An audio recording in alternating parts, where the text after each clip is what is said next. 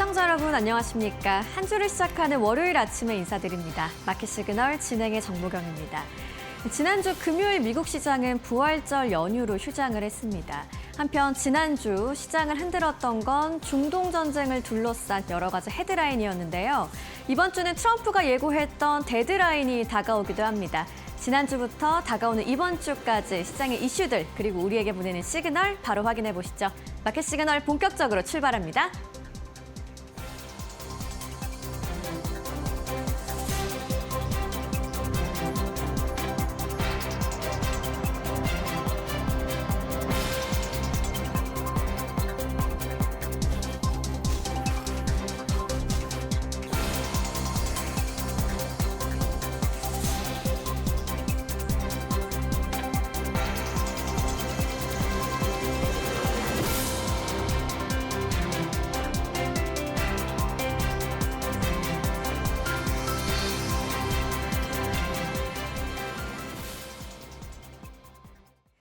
지난주 금요일 미국 시장은 부활절 연휴로 인해서 하루 휴장을 했습니다.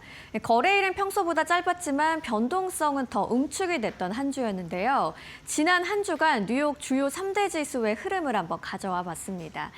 주 초반부터 중반까지는 좀 크게 빠지는 모습이었다가 후반에 들어서 낙폭을 다 만회하는 모습이었고요. 3대 지수가 모두 6주 만에 강세를 보이면서 마감을 했습니다.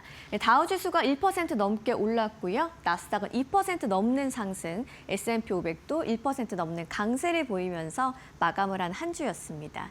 섹터별로도 좀 등락률을 확인해 볼 수 있는데요. 경기 회복에 대한 기대감으로 기본 재료 섹터가 6% 넘게 올랐고요. 메타와 구글 등의 강세에 힘입어서 통신 서비스 쪽으로도 흐름이 굉장히 좋았습니다. 매수세가 크게 유입이 된 모습이었고 한편 약세를 보인 건 소비자 순환 섹터 그리고 유가 급등락의 영향을 크게 받는 에너지 섹터였습니다. 에너지 섹터가 1.8% 내리면서 빨간불을 켜는 모습이었는데요. 자, 히트맵을 통해서 그러면 섹터 안에서도 종목별의 움직임, 흐름이 좀 어땠는지 확인해 보시죠. 히트맵도 지난 한 주간의 상황을 정리하는 내용으로 가져와 봤습니다.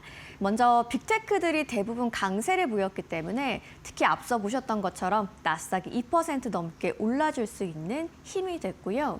M7 종목들 중에서는 유일하게 테슬라만 빨간불을 켰습니다. 지난주 후반 들어서 1분기 인도량 관련해서 좋지 않은 뉴스가 나왔던 테슬라였는데요. 유일하게 3% 넘게 내리는 모습 확인이 되겠습니다. 또 구글의 터보컨트 이슈로 반도체 섹터가 급락을 했던 모습도 있었지만 우려가 과도하다라는 여러 가지 전망이 나오면서 모두 상승하는 모습 보여줍니다. 엔비디아가 3% 넘게 올랐고요. 인텔과 AMD가 급등락을 반복했었는데 결국 14% 넘는 강세로 마감한 인텔까지 확인이 되겠습니다. 메타와 구글 쪽으로도 흐름이 좋았기 때문에 각각 3%를 훨씬 넘는 강세 보여줬고요. 한편 에너지 섹터, 유가 급등락의 영향을 많이 받는 섹터죠. 유일하게 좀 빨간불을 강하게 켜주고 있습니다. 히트맵을 통해서 지난 한 주 자금의 흐름과 방향을 한번 체크해 보셨습니다. 마켓 무버 이슈로 지난주 그리고 이번 주의 이슈까지도 확인을 해보도록 하겠습니다. 지난 한 주 역시나 중동 뉴스가 시장을 흔들었다라고 볼 수 있겠는데요. 자세한 내용 한번 들여다보시죠. 핵심 마켓 무버 이슈라고 한다면 중동 전쟁을 둘러싼 헤드라인들이라고 말해도 될 것 같습니다. 전쟁이 좀 지속되지 않을까라는 우려 혹은 종전 가능성에 대한 기대감으로 시장은 급등락을 반복했었는데요. 특히나 호르무즈 해협, 여기에 홍해 해협까지 둘러싼 봉쇄 우려도 시장에 크게 영향을 미쳤고요. 트럼프는 이란과 관련해서 강경한 발언을 계속적으로 내놨습니다. 매일같이 새로운 헤드라인이 나오면서 시장의 변동성을 확대시켰던 한 주라고 볼 수 있겠습니다. 지난주 시장의 움직임이 어땠는지 타임라인을 따라서 한번 보도록 하겠습니다. 주 초반만 해도 시장은 지정학 리스크에 굉장히 민감하게 반응을 했습니다. 특히나 유가와 인플레이션 우려가 크게 자극이 되면서 증시의 흔들림이 확대되는 모습이었는데요. 후반에 들어서는 이 전면 확전 가능성은 아직 제한적이라는 해석이 커지는 분위기였습니다. 양국 협상에 대한 기대감에 저가 매수세까지 유입이 되면서 증시는 반등에 성공을 했고 6주 만에 강세로 마감을 했죠. 즉 헤드라인이 강하게 나왔지만 주 후반으로 갈수록 시장의 흔들림은 조금씩 줄어들었다고 볼 수 있겠습니다. 그런데 이번 주에 또 한 번 변곡점이 될 이슈가 있습니다. 트럼프가 이란에 대해서 폭격을 하기로 한 데드라인 기억하시죠? 원래 시한은 현지 시간으로 4월 6일이었는데요. 주말 사이에 이 시한을 4월 7일 오후 8시로 하루 연장하겠다는 트럼프의 이야기가 나왔습니다. 특히나 호르무즈 해협을 열지 않으면 발전소, 공장, 교량 등 인프라까지 타격할 가능성에 대해서도 언급을 했는데요. 단순하게 기한을 연기한 것보다도 위협 수위가 한층 더 높아진 상태라고 볼 수 있겠습니다. 이번 주는 결국 트럼프가 정말로 행동에 나서느냐가 핵심이 될 것으로 보입니다. 자, 이어서 더 내용을 한번 살펴보시죠. 월가가 이에 대해서 어떤 해석을 하고 있는지 보면요. 트럼프가 결국 또 물러서지 않을까라는 이 타코에 대한 기대감도 일부 존재를 하고 있습니다. 하지만 이미 한 차례 연기를 했기 때문에 실제로 행동에 나설 가능성도 쉽게 배제할 수는 없는 상황입니다. 이 월가의 투자 전문가들이 내놓은 전략과 전망을 한번 가져와 봤는데요. 시버트 파이낸셜의 CIO인 마크 멜릭이 이런 말을 했습니다. 시장의 변동성은 아직 끝나지 않았기 때문에 아직은 트레이딩할 타이밍이 아니다라는 조심스러운 입장을 내놨고요. 펀드스트레스 기술적 전략가인 마크 뉴턴의 입장도 크게 다르지는 않습니다. 시장은 현재 바닥 다지기 과정에 들어섰을 수 있다. 하지만 5일부터 9일 사이에 추가 다지기 구간을 지난 이후에 접근해보자라는 전망과 전략을 내놨습니다. 즉 월가에서는 지금의 반등은 인정하지만 아직은 신중하자라는 입장을 내놓고 있습니다. 지난 금요일 부활절로 미국 시장이 휴장을 했지만 중요한 경제 지표 두 가지가 발표됐는데요.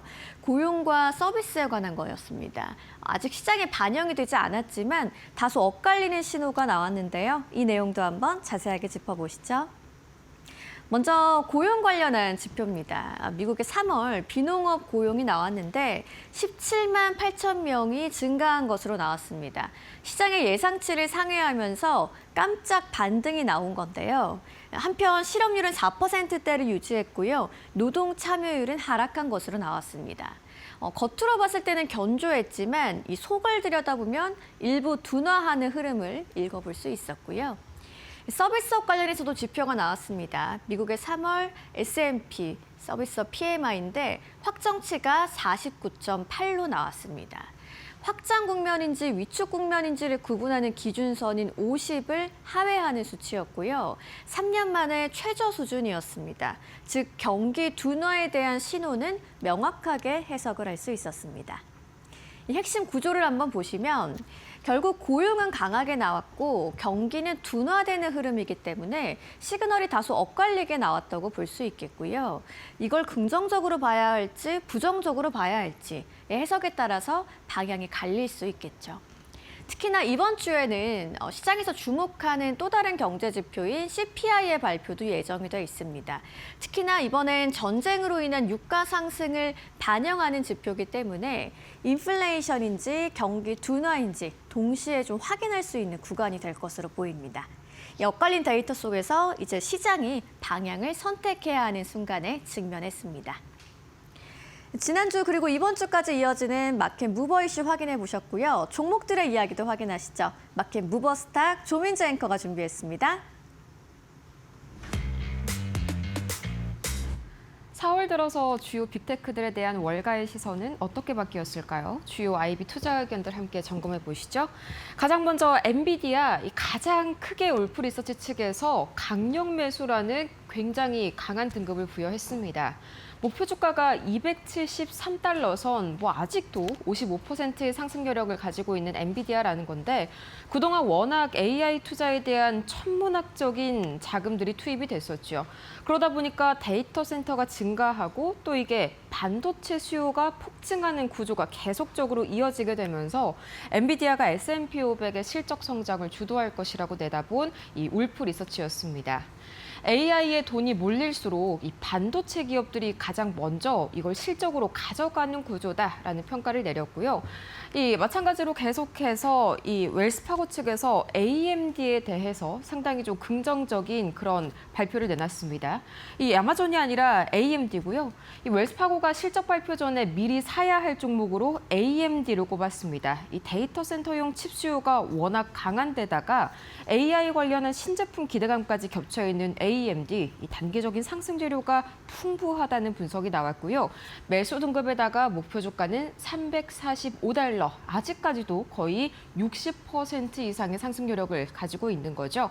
거기에다가 이제 웰스파고 측에서는 AMD를 2분기 유망 종목 리스트에다가 추가를 했습니다. 앞으로 지켜봐야 하는 종목이라는 거죠.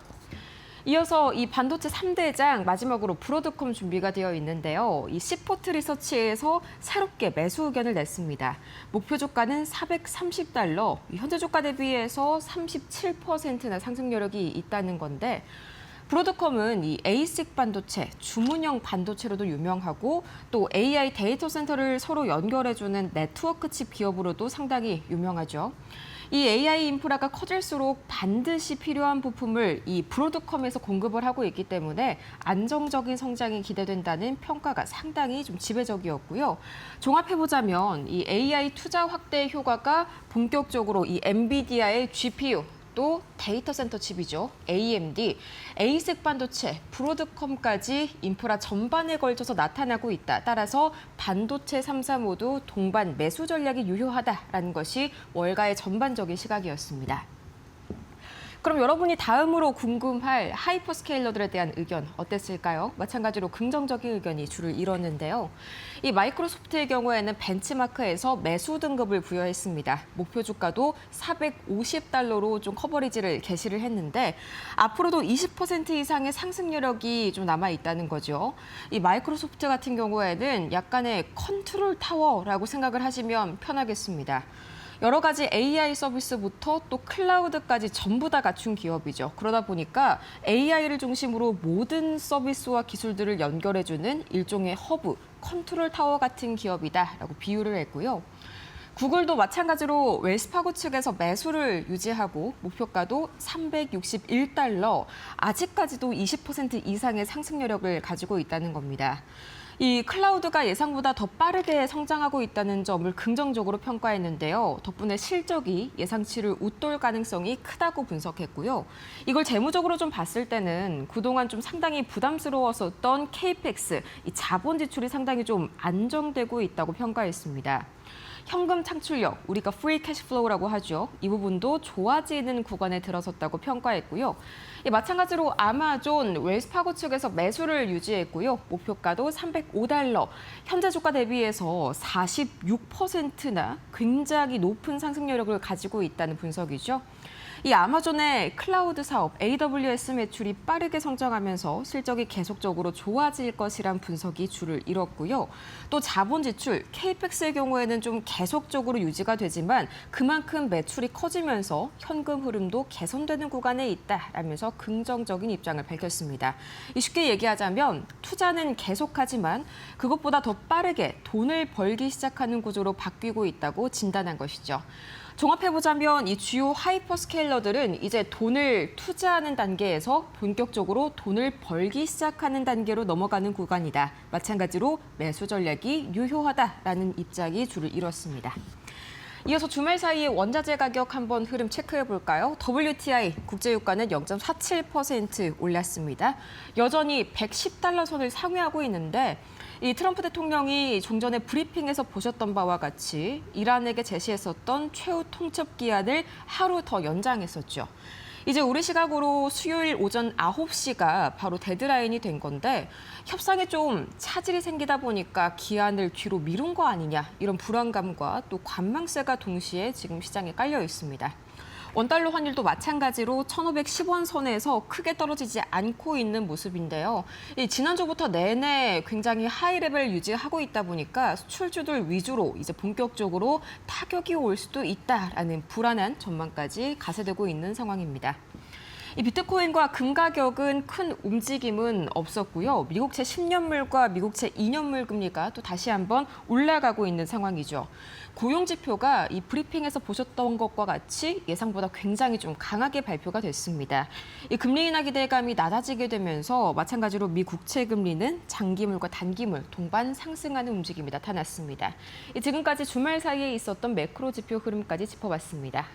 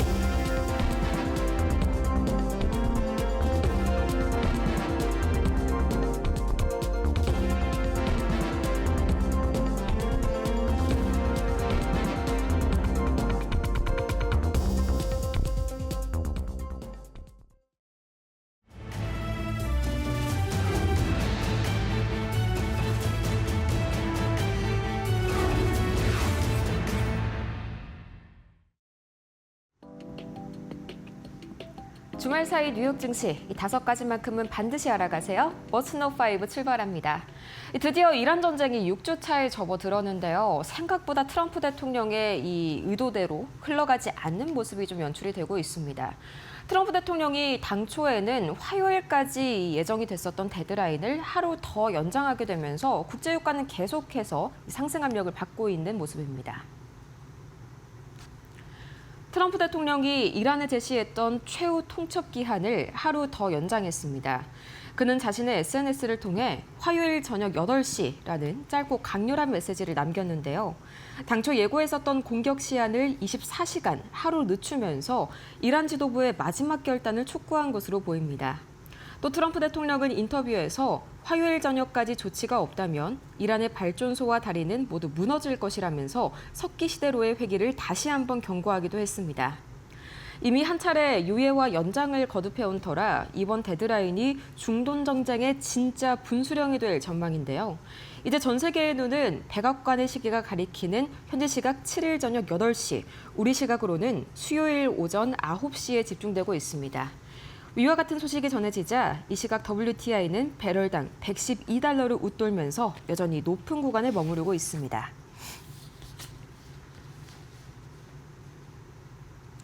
지난 금요일 시작은 쉬어갔지만 이 고용지표나 서비스업 지표 같은 매크로 지표들은 예정대로 그대로 발표가 됐는데요.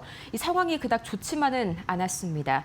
고용지표가 잘 나와도 너무 잘 나오게 되면서 금리 인하 기대감이 후퇴했고요. 이 때문에 나스닥 선물은 하락세로 돌아섰습니다. 미국의 고용 시장이 예상을 깨고 다시 뜨거워졌습니다. 지난달 일자리가 큰 폭으로 늘어나면서 견조한 흐름을 보였지만 금리 인하에 대한 기대감은 이 때문에 오히려 한풀 꺾였는데요. 미국 노동부에 따르면 3월 비농업 부문 고용은 17만 8천 건 증가했습니다. 시장의 예상치인 5만 9천 건을 3배 가까이 웃도는 수치인데요. 이 실업률도 4.3%로 낮아졌습니다. 보건의료와 건설업이 성장을 이끌게 되면서 지난달에 고용 감소 우려를 씻어냈습니다. 하지만 속사정은 복잡한데요. 임금 상승률은 2021년 이후 최저치를 기록했고 구직 포기자가 늘어나면서 노동인구 자체가 줄어든 점이 실업률의 하락에 영향을 미쳤습니다. 이제 시장은 고금리 장기화에 무게를 두고 있습니다. 지표가 발표된 직후 국채금리는 올랐고 연내 금리 인하 가능성이 보다 희박해지면서 나스닥 선물과 비트코인은 하락세를 보였습니다. 이어서 미국의 서비스업 경기는 오히려 위축 국면으로 접어들었습니다. 이란 전쟁의 직격탄을 받게 되면서 본격적으로 서비스업을 중심으로 경기 둔화가 나타나는 것이 아니냐는 불안감까지 이 미국 선물 시장을 집어삼켰습니다. 미국 서비스업 경기가 3년 만에 처음으로 위축 국면에 들어섰습니다. 3월 S&P 글로벌 서비스업 PMI는 49.8을 기록하면서 이 확장과 위축의 기준선인 50 아래로 내려갔는데요. 중동 전쟁의 여파로 에너지 가격이 급등한 것이 가장 큰 원인으로 꼽혔습니다. 여기에 인플레이션과 고금리 부담까지 겹치면서 신규 주문과 고용이 모두 둔화됐습니다. 기업들의 경기 전망도 빠르게 악화되고 있는데요. 전쟁 장기화에 대한 불확실성이 이 서비스업 전반에 부담으로 작용하고 있다는 분석입니다. 특히나 성장은 둔화되는데 물가는 오르는 이른바 스태그플레이션 우려가 다시 한번 도마 위에 올랐습니다. 이번 지표는 단순한 경기 둔화를 넘어서 에너지 가격이 서비스 물가까지 자극하기 시작했다는 신호로 풀이됩니다. 그나마 긍정적인 점은요, 골드만삭스에서 코스피가 드디어 이 바닥 구간을 지나갔다라는 소식을 내놓은 점입니다. 여기에 이어서 코스피에 대한 목표가를 7,000선으로 잡으면서 다시 한번 코스피에 대한 기대감을 북돋아줬습니다. 골드만삭스가 코스피에 대해 바닥 통과 가능성을 제시하면서 여전히 긍정적인 전망을 유지했습니다. 목표 지수는 7,000선을 제시했는데요. 코스피는 3월 한 달 동안 약 20% 급락했지만 반도체 수출과 메모리 가격 상승 덕분에 기업 이익들은 오히려 개선 흐름을 이어나갔다는 분석입니다. 이 현재 밸류에이션은 금융위기 이후 최저 수준까지 떨어진 상황인데요. 선행 PER은 7배, 700대까지 내려오면서 과도한 저평가 구간에 진입했다는 분석을 내놨습니다. 이에 골드만삭스는 이익의 하향 가능성을 감안하더라도 추가 하락 여력은 제한적이라면서 하단은 약 5,100선으로 추정했습니다.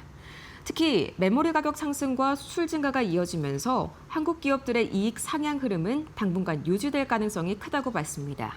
정리하자면 지금 실적은 버티는데 주가만 과도하게 빠진 구간이라는 평가입니다.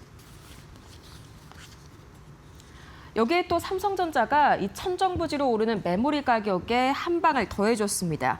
디램 가격을 또다시 인상하겠다고 밝혔는데요. 무려 30%나 추가로 끌어올리겠다는 보도가 이어졌습니다.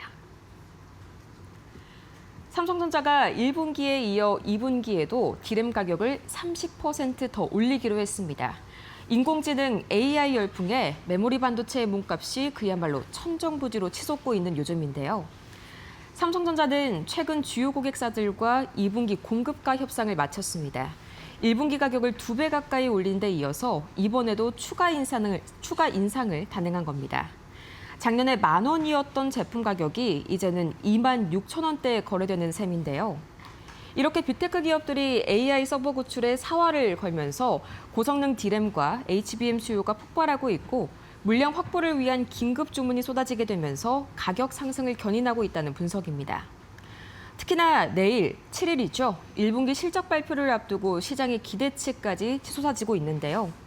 반도체 가격 상승과 고환율에 따른 환차익 효과까지 더해지면서 연간 영업이익이 최대 43조 원에 달할 것이라는 장밋빛 전망까지 나옵니다.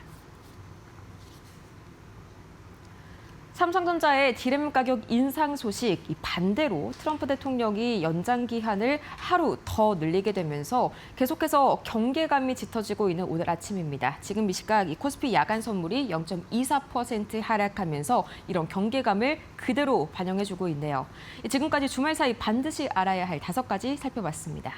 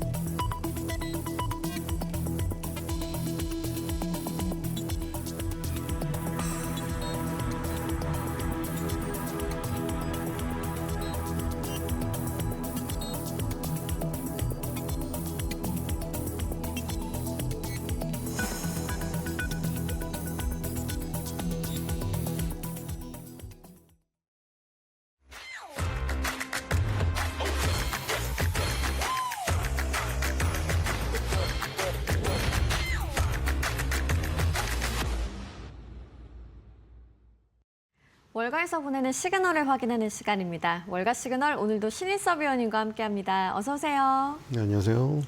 네, 이제 주말 보내고 월요일 아침입니다. 지난주 미국 시장 마감 상황 한번 살펴보면 시장이 좀 급등락을 반복하다가 결국은 강세로 마감을 했습니다. 히트맵을 통해서도 봤더니 대부분 섹터 초록불을 켰고요. 에너지 섹터만 좀 유일하게 강한 빨간불이 들어왔었는데 금요일 또 휴장한 가운데 고용지표 강하게 나왔고 서비스업은 경기 둔화 신호를 확인할 수 있었습니다. 한 주간 흐름을 좀 어떻게 보셨나요, 위원님? 네, 뭐 전쟁의 여파가 미쳤다고 할 수 있겠죠. 그리고 주말에 또 굉장히 중요한 그 분기점이 되는 사건이 발생된 것 같거든요. 그렇죠. 제 생각에는. 네. 거기서 만약에 진짜 이란한테 포로로라도 잡혔으면은 끔찍합니다, 진짜. 분명히 또 그 저기 복면 씌워가지고 끌고 다니면서 또 참수한다고 난리 쳤겠죠. 물론 권총을 들고 있었기 때문에 자결 가능성이 높긴 했습니다만 어쨌든 그것 때문에 큰 위기를 넘겼습니다. 그래서 아마 트럼프 대통령이 굉장히 지금 뭐 힘을 얻을 수 있는 저렇게 되면 굉장히 사기가 올라오고 국민들한테 어필할 수가 있거든요. 네. 정말 중요한 사건이 아니었나 이런 생각이 들고 정말 뭐 영화로 나중에 나온다는 얘기가 있을 정도로 지금 커뮤니티에 그렇군요. 굉장히 네. 그 말이 많은데 그래서 결국에는 지금 그 지상전 투입이라던가 호르무즈 점령이라던가 이런 그 이틀 시한을 앞에 두고 결정적으로 정말 이란으로 넘어갈 뻔했거든요. 너무 중요한 지금 순간이 흘러갔다는 생각이 들고요. 그리고 이제 트럼프는 뭐 47년 만에 그 복수를 위해서 지금 하는 행위이기 때문에 멈출 생각이 없을 것 같고 종전은 쉽지 않을 것 같습니다. 그렇기 때문에 종전이 쉽지 않다는 그 전제 하에 방산이라던가 아니면 지금 강한 그 섹터로 주력을 해야지 되지 않을까 이런 생각이 듭니다. 네, 트럼프가 또 이란에 대한 데드라인을 하루 연기하기도 했고요. 이렇게 좀 참 종전 금방 일어나지 않을 것 같다고 하셨는데 헤드라인 하나가 나올 때마다 시장이 급변하는 롤러코스터 장세잖아요. 이럴 때 투자 전략을 좀 어떻게 세워가야 될까요? 그냥 못 하실 분들은 안 하시면 됩니다. 그냥 네. 이런 변수를 어떻게 이런 거를 감당을 못 하려면 그냥 쉬는 게 낫겠죠. 아니면은 장기적으로 뭐 투자를 한다면은 사실 뭐 상관이 없기도 하고 지금 뭐 파도를 잘 탄다면 상관이 없기도 합니다. 솔직히 말해서 지금 52주 신고가 가는 종목이 지금도 널려 있거든요, 사실은.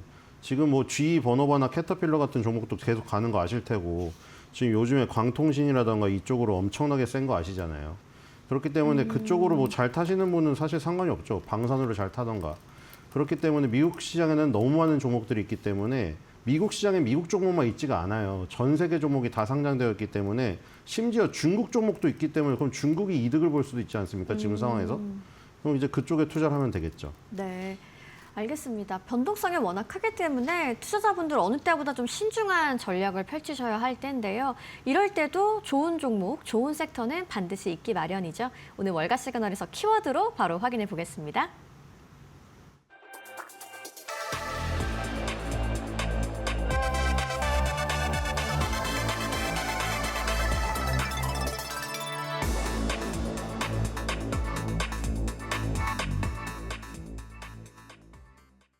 오늘의 월가 시그널의 두 가지 키워드가 좀 하나의 큰 맥락 안에서 준비가 되어 있는 것 같은데 첫 번째 이야기부터 만나보도록 하겠습니다. AI 데이터 센터의 속도와 발열이 좀 동시에 한계에 도달을 했습니다. 이런 병목을 깨는 핵심이 바로 광통신 기술인데요. 1.6테라비트급 초고속 광통신과 레이저 기술을 보유한 루멘텀 오늘의 첫 번째 키워드로 준비를 해주셨습니다. 이야기 한번 나눠볼까요? 네, 요즘에 정말 핫하죠, 이 섹터가. 네네. 자, 여러분들은 이 어떤 흐름, 전체적인 흐름을 파악할 필요가 있겠죠. 왜 요즘에 매그니피센트 7 얘기가 안 나오나? 테슬라가 왜 저렇게 몰락을 했을까? 테슬라가 뭐 몰락했다고 표현하긴 그렇지만 테슬라가 안 나오잖아요, 뉴스에. 서학개미분들 순매수 상위 1위 자리도 뺏겨버렸고요. 이런 지금 과정이 왜 일어났는가? 매그니피센트 7 중에서 가장 주도했던 주식은 엔비디아입니다. 누가 말해도. 네. 천비디아였고 천비디아가 액면 분할을 하면서 $1,000는 없어졌지만 계속해서 어떤 우리 마음속에 아니면 주식시장에서는 계속 천비디아 정말 천당의 역할을 했죠. 근데 엔비디아도 지금 뭐 주가가 뭐 그때만큼 강하지는 않잖아요. 근데 이런 것들이 뭐냐면 그 오펜하이머라는 영화 보셨나요? 예, 봤습니다. 요즘에 핵전쟁 얘기 나오고 있길래 원자폭탄부터 개발이 된 거잖아요. 거기 뭐 아인슈타인도 등장을 하는데 아인슈타인의 그 저기 오펜하이머의 스승으로 나오잖아요. 근데 거기 이제 원자폭탄을 개발하기 위해서 수많은 똑똑한 과학자들이 다 모이잖아요. 그렇죠. 근데 처음에 이제 그 과학자들의 스펙에 주목을 합니다. 오펜하이머의 스승이 아인슈타인이었어? 여성 과학자도 있었어? 온 과학자들의 스펙. 정말 공부 내놓으라 했다는 그 스펙에 주목을 하겠죠. 그래서 첫 번째 우리도 엔비디아의 스펙에 주목을 한 겁니다. 엔비디아가 슈퍼칩을 또 내놨대. 뭐 블랙웰이 나오는데 루빈이 나오는데 이번에는 스펙이 저번보다 훨씬 더 저기랬네. 좋아졌네. 이렇게 하다가 이제는 이제 과학자들이 다 모였는데 우리가 이제 의논하고 이런 것들을 정리할 수 있는 공간이 필요한 거예요. 이거 어디다가 정리를 하지? 이거 정리해가지고 우리가 이제 원자폭탄을 개발해야 되는데 이론을 정립해야 되는데 정립할 수 있는 무슨 저희가 플랫폼이 있어야 되지 않나. 그래서 이제 그 HBM에 주목을 하게 되면서 삼성전자, SK하이닉스, 마이크론 테크놀로지, 샌디스크까지 주인공이 됐었는데 이제 개발을 하다 보니까 한계에 부딪힌 거죠. 이게 더 개발을 하기 위해서 과학자들 더 데리고 옵니다. 전 세계에 막 숨어있는 과학자들을 다 데리고 오는데 문제는 이제 더 이상 들어올 공간이 없어요. 회의실에 공간이 없습니다. 네. 그러고 보니까 아무리 똑똑한 사람이 있어도 밖에 대기하고 있어요. 네. 그 사람들의 뇌가 놀고 있는 거죠. 그러다 보니 주목할 게 회의실을 넓혀야 된다. 아니면 이 사람들의 어떤 그 똑똑한 거를 빨리 어떻게 접목을 시켜서 이쪽에다가 지금 적용을 시켜가지고 개발해야 되는데 그러다 보니까 이제 이 전력 인프라로 옮겨 붙으면서 루멘텀, 무슨 코이어런트, 이 마벨 테크놀로지 이런 쪽으로 간 거예요. 네. 지금. 그래서 지금 벌써 AI 씬에서 세 번째 주인공이 바뀌고 있는 시점입니다. 엔비디아가 주인공에서 물론 AMD도 있었죠. 엔비디아, AMD, 브로드컴 이런 쪽에서 이제 어디로 넘어갔죠? 우리나라 삼성전자, SK하이닉스, 그다음에 마이크론 테크놀로지 미국, 샌디스크까지 갔다가 이제는 아까 말한 그 기업들까지 간 겁니다. 네. 지금 초점이 계속 옮겨가고 있어요. 네. 어떻게 하면은 전력 인프라를 더욱더 빨리 해서 엔비디아 슈퍼칩이 놀지 않고 일할 수 있게 되는가. 네. 이거로 옮겨왔습니다, 지금. 네, 그 전체적인 흐름을 좀 파악해 볼 수 있는 이야기를 좀 재미있는 비유를 들면서 설명을 해 주셨는데요. 말씀하신 것처럼 AI 인프라의 핵심이 GPU를 넘어서 이제 광통신으로 이동을 하는 모습입니다. 이 자료를 한번 조금 더 보면서 이야기해 볼까 봐요. 네, 그래서 오늘의 루멘텀 홀딩스를 했는데 거기 들어가 있죠. 어디에 들어가 있냐면 역시 아무리 뇌가 비싸도 넓은 고속도로에서는 모든 스펙이 지금 적용이 되는데 좁은 연결 구간, 램프로 진입했을 때 데이터 통신이 지연이 될 수가 있다. 그렇기 때문에 그 부분을 해결 못하면 아무리 저기 슈퍼카가 많더라도 슈퍼카가 속도를 못 냅니다. 저기에 무슨 페라리를 막 10대를 갖다 놔봐야 차선이 하나로 줄어들면은 페라리가 달릴 수가 없는데 페라리가 그 앙칼진 엔진을 낼 수도 없는데 무슨 필요가 있습니까? 답답하네요. 네. 그렇기 때문에 저기를 이제 어떻게 해결할 것인가. 저게 문제죠. 결정적으로 해결할 수 있는 첫 번째가 구리 케이블을 광 케이블로 바꾸는 겁니다. 지금은 다 네. 구리 케이블로 되어 있기 때문에 전력 소비도 높고 발열도 심하고 속도가 저하되고 전송거리도 제한이 있는데 이거를 이 전기 신호로 움직이는 구리 케이블의 한계를 빛 신호로 바꿔주는 게 그게 바로 광 케이블입니다. 그래서 비싼 GPU가 저렇게 놀지 않도록 엔비디아가 아무리 스펙을 올려봐야 저 데이터 속도가 지금 제한이 돼 버리면은 엔비디아의 GPU가 아무 역할을 못 합니다. 바보가 됩니다. 자, 그래서 차세대 광통신 기술이 나왔죠. 그러면 이제 초고속, 초저전력, 저지연. 아까 구리 케이블의 한계를 다 뛰어넘는 네. 기술입니다. 그러면 이제 GPU의 스펙이 다시 또 부각이 될 수가 있겠죠. 이제 놀지 않고 저 스펙이 다 반영이 되겠네. 그러면서 이제 엔비디아가 투자를 하는데 루멘텀 홀딩스랑 코이어런트에 20억 달러씩 투자를 했습니다. 이것은 지금 굉장히 중요한 부분인데 지금 이런 데 투자를 하는 것들이 엔비디아가 여러 군데서 위협을 느꼈기 때문이에요. 이게 어디까지 이어지냐면 마벨 테크놀로지 투자까지 이어지거든요. 근데 여러분들 얼마 전에 말이죠. 이 손정유 회장 있죠. 그 NTT 도코모랑 그 다음에 소프트뱅크가 있는데 소프트뱅크를 누구도 통신기업이라고 생각하지 않아요. 네. NTT 도코모 아니면 소프트뱅크 우리나라로 따지면 SK텔레콤이나 LGU 플러스 일본 애들이 그 가입을 하는 거란 말이에요. 근데 소프트뱅크는 그냥 AI 회사로 생각하죠. 왜냐면 그 투자하는 게 다 AI 회사거든요. 그래서 소프트뱅크가 투자한 가장 큰 회사가 ARM이잖아요. 최근에 ARM이 자체 칩 개발한다고 네네. 발표했죠. ARM이 하는 거는 맨 앞단에 있어요. 설계 자산을. 그러니까 아이디어예요. 머릿속에 있는 아이디어만 빌려주는 회사입니다. 아이디어를 책처럼 꼽아놨어요. 그 책을 하나씩 돈 내고 빼서 쓰는 거예요. 근데 얘가 무슨 욕심을 부렸냐? 지네가 칩까지 만들어버리겠다. 근데 영국의 ARM을 인수한 뒤에 마벨까지 인수하려고 했었습니다. 손정 회장이 얼마 전에요. 그래가지고 그게 만약에 실현이 됐다면 큰일 날 뻔했죠. 왜냐면 ARM을 갖고 있는데 마벨까지 가져가면 지금 이 엔비디아의 위협이 되거든요. 그래서 그거를 보고 놀랬는지 마벨하고 손을 잡았습니다. 엔비디아가. 그리고 또 다른 위협도 있었죠. 브로드컴이 왜 파인 9으로 떴죠? 처음에 브로드컴의 전략이 뭐였냐면은 엔비디아처럼 안 된다는 거예요. 그러니까 우리 네. 그 커피 좋아하시니까 커피 좋아하시죠? 네네. 커피 얘기를 드려보면은 엔비디아라는 커피 머신이 있는 거예요. 아메리카노부터 모든 종류를 다 뽑아줘요. 오. 그리고 걔네가 만든 캡슐만 쓸 수 있습니다. 네. 근데 어떤 사람들이 생각한 거죠. 야, 왜 캡슐 만드는 회사가 엔비디아밖에 없지? 그리고 나는 아메리카노밖에 안 먹는데 저기는 무슨 카페라떼 무슨 뭐 저런 거 다 만들 필요가 없는데 나에게 맞는 건 없을까? 그때 후속 주자가 나오기 시작한 거예요. 엔비디아 커피 머신보다 싼 게. 네. 그리고 아메리카노만 뽑아줘요. 대신에 커피 머신 가격이 싸요. 어. 그러다 보니까 이제 엔비디아 커피 머신이 위협을 느꼈죠. 네. 그래서 어떻게 했냐? 갑자기 폐쇄성을 딱 풀고 우리는 그러면 시중에 있는 모든 어떤 브랜드사의 캡슐 머신이라도 우리 거에서 쓸 수가 있습니다. 이렇게 선언을 해버린 거죠. 네. 엔비디아가 바로 그렇게 하고 있는 거예요, 지금. 여기 보면은 지금까지는 어떻게 되어 있냐면은 무조건 엔비디아 GPU를 써야 되고 엔비디아의 그 쿠다 생태계 있죠. 네. 그 개발자들이 포기할 수 없다는 그 쿠다 생태계. 거기에 다 묶어놨어요. 근데 왜 여기만 있을 수밖에 없었냐? 엔비디아 GPU가 비싼데 아까 말한 대로 커피 머신 만드는 게 얘밖에 없으니까 내가 다른 커피를 마시고 싶어도 캡슐을 쓰고 싶어도 얘네 거밖에 없으니까 그럴 수밖에 없었던 거예요. 근데 대체제가 나오기 시작했죠, 아까. 뭐 말한 대로 지금 뭐 다른 회사들이 여러 군데 출연했어요. 예를 들어 마이크로소프트라든가 구글도 자체 칩을 만든다고 하죠. ARM도 자체 칩을 만든다고 선언을 했죠. 그리고 이제 뭐 아까 말한 회사들이 다 후속으로 지금 다 공략을 하려고 했죠. 그러다 보니까 엔비디아가 아유 이러다 큰일 나겠다 해가지고 야 우리 그러면은 너네 자체 칩은 그대로 써.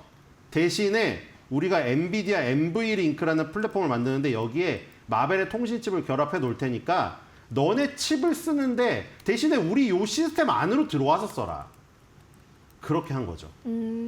그래서 엔비디아 생태계에선 벗어나지 마. 대신에 너네 자체 칩을 조금 싸게 쓰거나 커스터마이징 한 거는 괜찮아. 그러면서 열어준 거예요. 그리고 네. 이제 마벨도 지금 마벨이 이제 통신칩 만드는 회사예요. 브로드컴도 통신칩 만들던 회사고. 그래서 아까 전에 통신 기술이 이제 구리 케이블에서 광 케이블로 변한다고 했잖아요. 네. 그 광 케이블이 영어로 하니까 실리콘 포토닉스.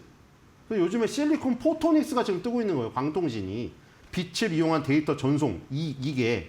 그래서 엔비디아가 지금 투자한 회사가 루멘텀 아까 투자했죠. 코이어런트에 투자했죠. 그다음에 마벨 테크놀로지까지 투자를 해가지고 이거를 다 싹 다 묶어놓은 거예요. 전력 인프라 쪽을.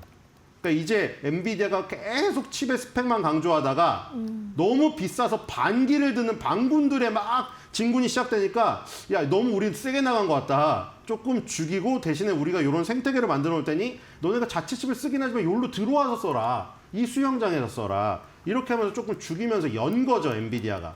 더 큰 저기를 위해서, 비전을 위해서. 지금 그래서 마벨까지 지금 투자가 이어졌는데 향후에도 이제 엔비디아의 이런 투자들이 계속 이어질 가능성이 크고 그 그록 있죠, 그록. 네. 그렇죠? 그록이라는 그 스타트업에 저기도 저기 했잖아요. 스타트업에 맡겼잖아요. 칩 설계를. 인공지능 칩 설계를. 이런 것들이 계속 생태계 확장을 위한 엔비디아의 몸부림이라고 보시면 될 것 같습니다. 네. 오늘 저희의 월가 시그널 키워드가 마벨 테크놀로지 그리고 루멘텀 홀딩스인데 어떻게 보면 AI 광통신 쪽이라는 하나의 흐름에 묶여 있다 보니까 오늘 두 가지 얘기를 한 번에 해봤습니다. 자, 루멘텀 홀딩스의 종목에 관련해서 조금 더 자세하게 짚어보면 좋을 것 같아요. 눈송이 분석을 준비해 주셨네요. 네, 이게 모두 한 가지 주제로 엮여 있고요. 네. 실리콘 포토닉스 기술이 엮여 있다고 보시면 될 것 같습니다. 자, 루멘텀 홀딩스가 이 지금 엔비디아가 먼저 투자를 했고 GTC 2026에서 젠슨왕 회장도 앞으로는 실리콘 포토닉스 기술이 결국 AI 생태계의 승자를 결정한다. 이 얘기를 했기 때문에 언행 일치를 시킨 것이죠. 자, 미래 실적에 대한 기대감이 가장 큰 것으로 지금 나와 있고요. 자, 그다음에 루멘텀 홀딩스 주가 놀랍죠? 지금 뭐 그러네요. 이란과의 전쟁이 확전되던 네. 말던 지금 저게 월봉이거든요, 여러분들. 저거 일봉으로 보면요. 정말 가파른 절벽을 올라가고 있습니다. 자, 월봉에서 지금 $800 돌파해가지고 신고가 같습니다. 지금 역사적 신고가 같고 금요일 부활절 휴일이었죠. 네. 목요일 종가가 사상 최고가입니다. 아, 그렇기 때문에 지금 엄청나게 가장 강한 섹터죠. 네. 자, 샌디스크도 흔들렸죠. 왜 그런지 아시겠죠? 샌디스크에서 이미 넘어갔습니다, 여러분들. 주인공이 이제 이쪽으로 넘어갔어요. 이 저장 장치 쪽에서 이쪽 전력 인프라로 이미 넘어갔고 주인공 중에 주인공은 루멘텀 홀딩스입니다. 네. 자, 루멘텀 홀딩스 지금 최근에 실적 가파르게 오르고 있죠, 지금. 실적도 좋네요. 매출액이 엄청나게 네. 뛰어오르고 있습니다, 지금. 2026년도 5월 6일 날 또 다음 분기 실적이 있고요. 2월 4일 날 2026년도 2분기 실적 발표 있었습니다. 652.28 밀리언 달러인데 665.5 밀리언 달러로 2.03% 매출 상회했고요. 주당 순이익이 엄청 슈퍼 어닝 서프라이즈가 나왔네요. 1.23달러 예상이었는데 1.67달러 나오면서 35.77 슈퍼 어닝 서프라이즈입니다. 자, 저기 보면 2024년도 4분기 기점으로 해서 매출액 올라가고 있는 그래프 보이시죠? 정말 가파르게 매출이 성장하고 있습니다. 지금. 자, 루멘텀 홀딩스가 엔비디아에 또 점지를 받았기 때문에 네. 앞으로 또 굉장히 크게 오르지 않을까. 엔비디아가 찍는 회사마다 지금 다 갑니다. 네. 자, 그리고 목표 주가 이미 넘어서 버렸습니다. 훨씬 뛰어넘었네요. 그렇죠? 벌써. 너무 빨리 올라 네. 버려가지고 증권사의 컨센서스가 따라갈 지금 시간이 부족했어요. 마치 광통신처럼 날아가 버렸습니다. 네. 17.84를 내려가야 오히려 지금 증권사 목표 주가에 도달돼요. 자, 그리고 16개 의견이 있는데 11개 바이의 5홀드 의견이 있죠. 자, 이것도 사실 투자 의견을 상향하기 전에 너무 가파르게 오른 케이스가 아닌가 이런 생각이 듭니다. 네. 앞으로 스트롱 바이로 바뀔 가능성이 있지 않을까 이런 생각이 드네요. 그렇겠네요. 루멘텀이 1.6 테라비트급 초고속 광통신 그리고 레이저 칩 기술력으로 AI 데이터 센터의 병목을 푸는 핵심 업체인데요. 이미 월가의 목표 주가는 아득하게 뛰어넘은 상황입니다. 이어서 오늘 월가 시그널의 두 번째 키워드를 한번 바로 만나보겠습니다.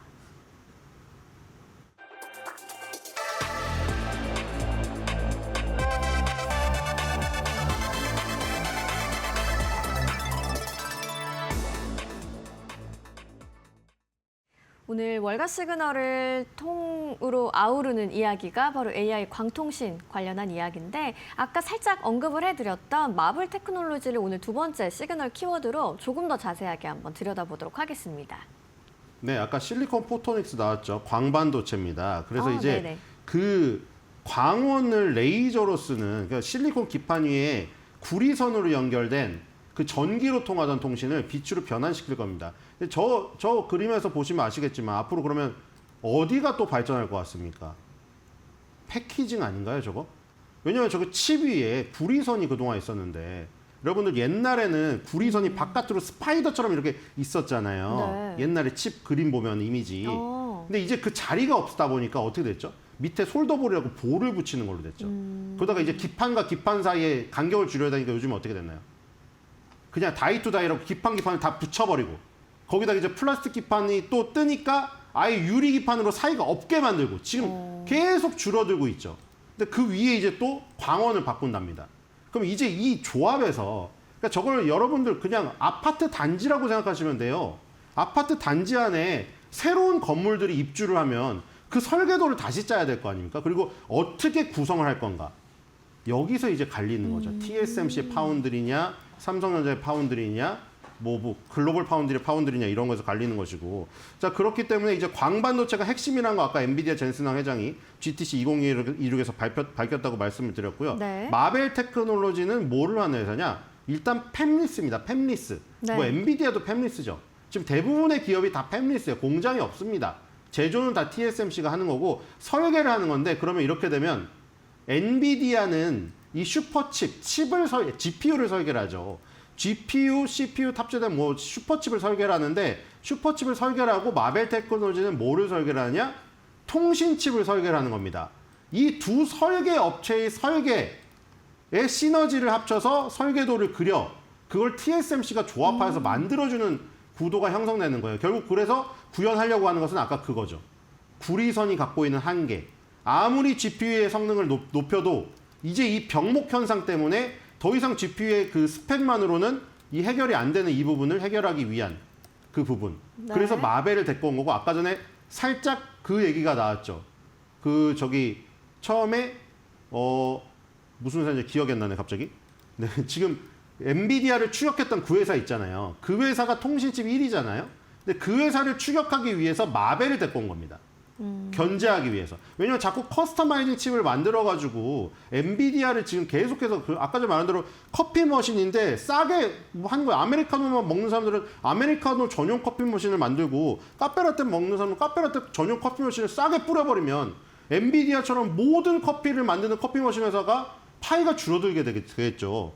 그것을 지금 커버를 치기 위해서 마벨 테크놀로지를 데려온 겁니다. 네. 마벨 테크놀로지 뭐 실적이랑 여러 가지 한번 좀 보고 이제 국내 기업 이야기로 한번 넘어가 볼까요? 네. 엔비디아도 그렇고 마벨도 그러는데 이 실적도 그렇고 전부 다 이제 동그란 형태를 갖고 있습니다. 네. 마벨 테크놀로지 그렇고요. 그리고 이제 마벨 테크놀로지 신고가를 갔습니다. 자, 그리고 대한광통신하고 우리로 이것이 지금 주력 종목이 되겠죠. 대한광통신은 아예 광통신이라는 이름이 기업명에 있고요. 네. 우리로도 마찬가지입니다. 요즘에 광통신 ETF들이 생기는데 국내 ETF들에는 우리로 대한광통신 이런 게 주력 종목에 들어가고요. 미국 광통신 ETF에는 아까 말했던 코이런트, 루멘텀 홀딩스, 마벨 테크놀로지 이런 것들이 주력으로 들어가 있습니다. 알겠습니다. AI가 이제 속도보다도 연결의 시대, 그리고 광통신의 시장의 중심으로 올라오고 있는 순간인데요. 국내 종목에서는 우리로와 대한광통신으로 좀 좋은 시그널 기대된다고 이야기해 주셨습니다. 오늘도 신일섭 위원님과 함께했습니다. 좋은 말씀 고맙습니다.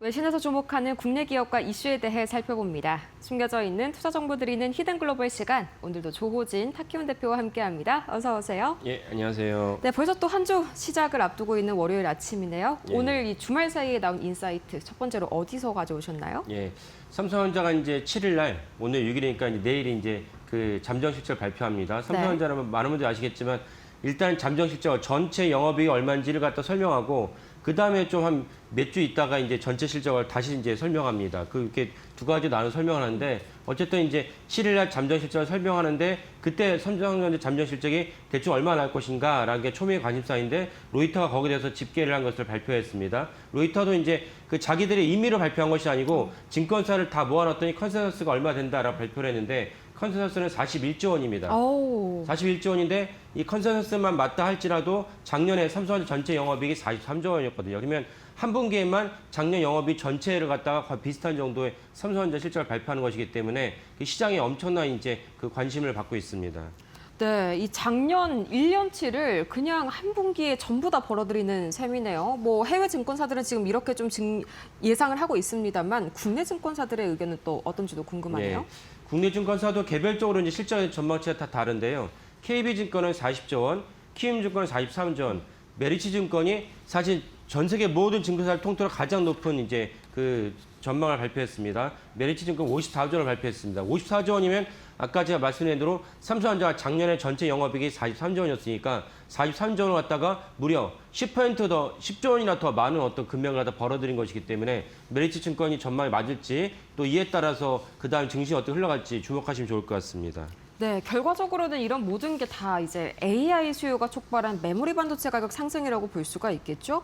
뭐 실제로 앞으로도 환차익 관련 이슈도 삼성전자에 좀 유효하게 적용이 될 거라면서요. 예, 그렇죠. 왜냐하면 이 모든 것들의 대부분이 국내에서 판매하는 건 되게 미미하거든요. 뭐 미국이나 유럽에 판매하는 어떤 반도체 가격이 삼성전자 재무제표에 반영되기 때문에 환율도 사실 무시할 수가 없습니다.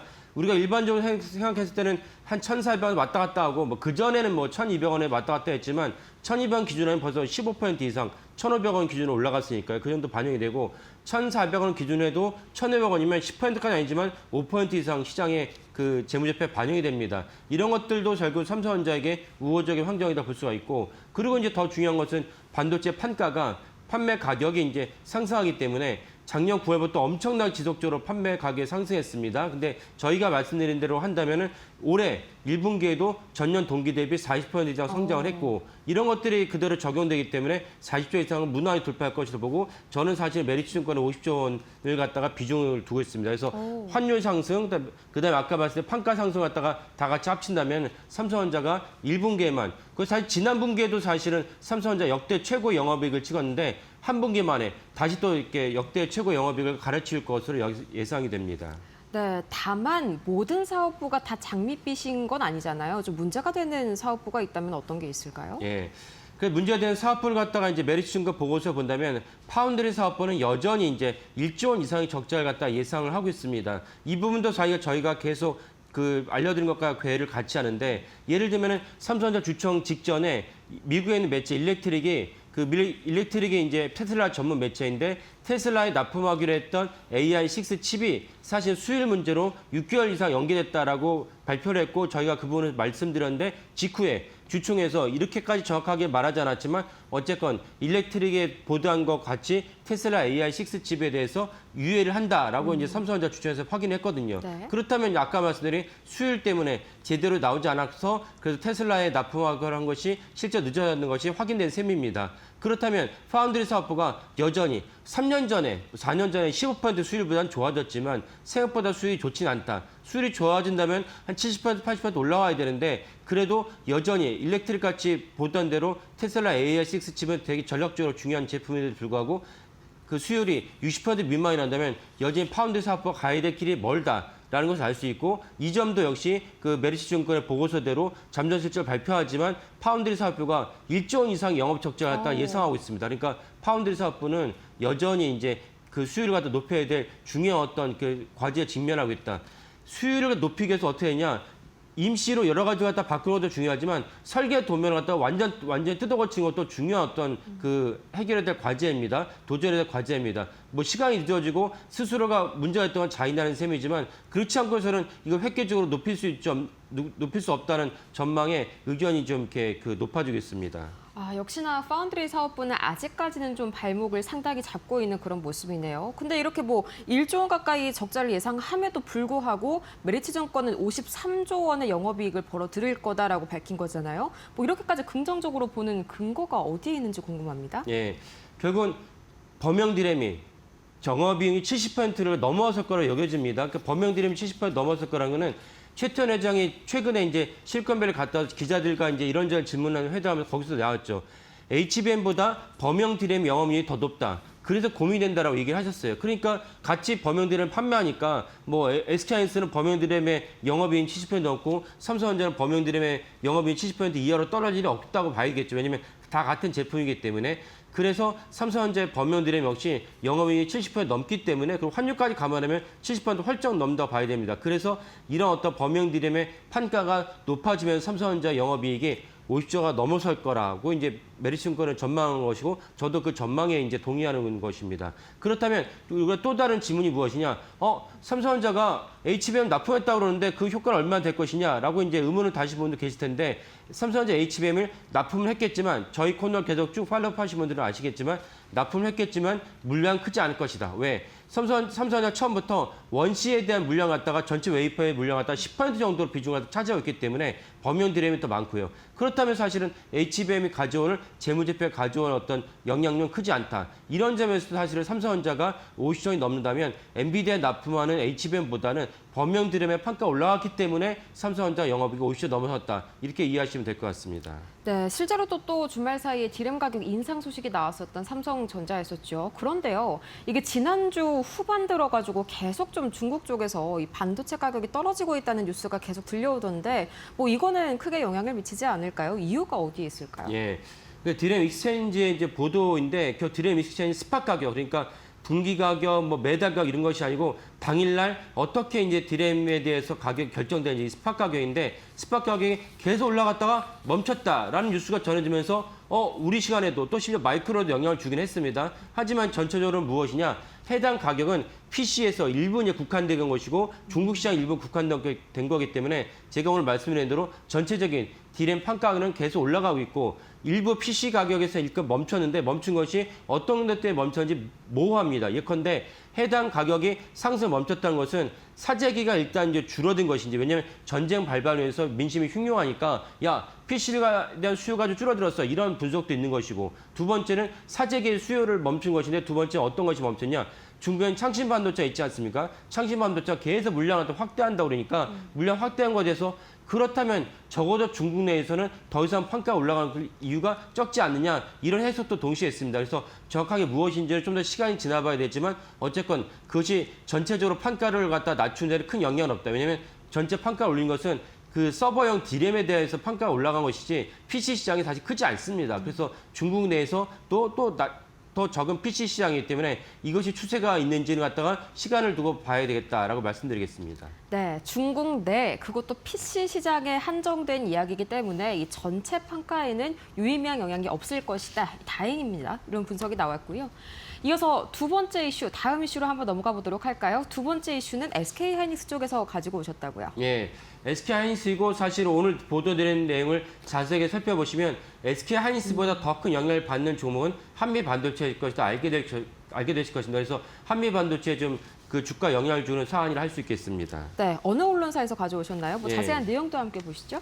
그 언론사는 아니고 카운터포인트 리서치라고 많은 분들이 인지하실 텐데 시장 조사 기관입니다. 원래는 이제 스마트폰 이제 조사 기관으로 이제 유력한 곳인데 그렇죠. 최근에는 이제 반도체로 이제 그 영역을 넓혔습니다. 그래서 작년에 기억하시는 분들 계시지만 그 SK하이닉스가 디램에서 삼성전자 제치고 최초 1위가 됐다고 처음에 이제 레퍼런스가 된 것이 카운터포인트 리서치였습니다. 카운터포인트 리서치가 여기에 더 기술적으로 좀 중요한 부분을 갖다가 보도를 했습니다.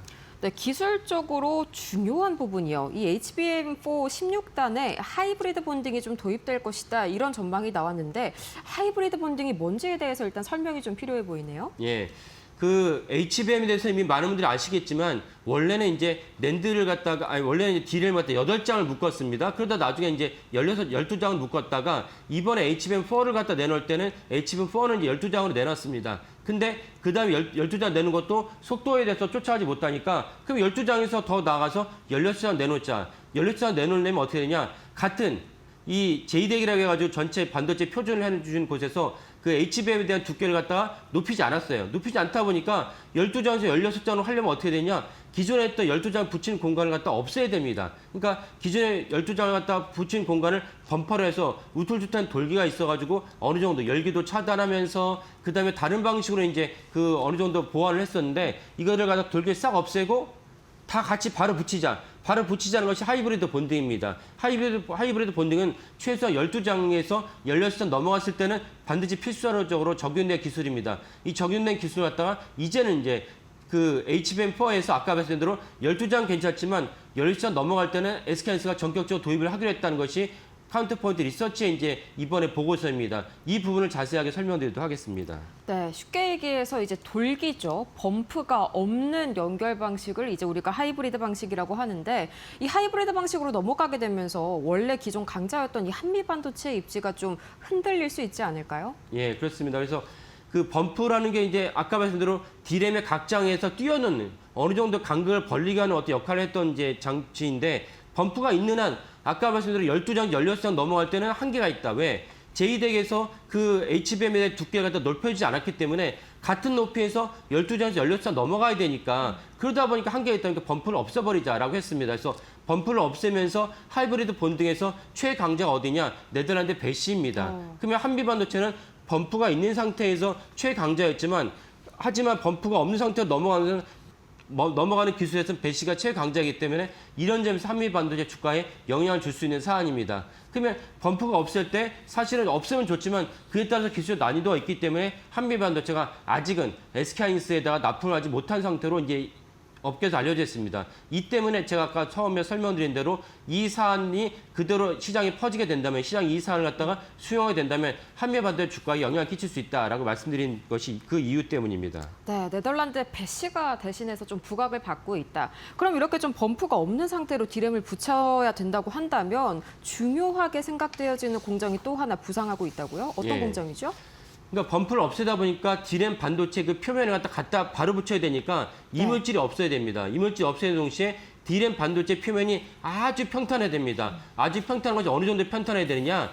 수 나노 수준으로 굴곡이 없어야 돼요.